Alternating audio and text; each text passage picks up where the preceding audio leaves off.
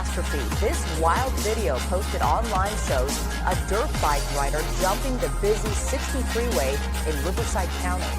CBS 2's Tom Waite is live in Moreno Valley, where investigators are trying to find everyone involved. Tom?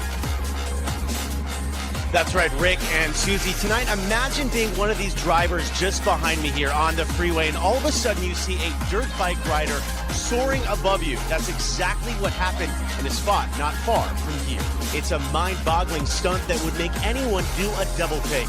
Before launching over the freeway, the rider can be seen accelerating up a dirt path carved in the hillside and then lift off. Below, there's plenty of traffic. Who knows if the stunt, though, was even noticed. The stunning video shot from the air and ground was posted to Kyle Katsandris' Instagram account.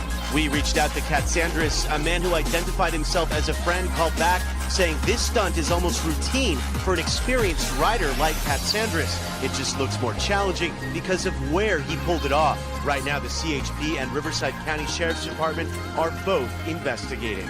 He didn't hit the highway.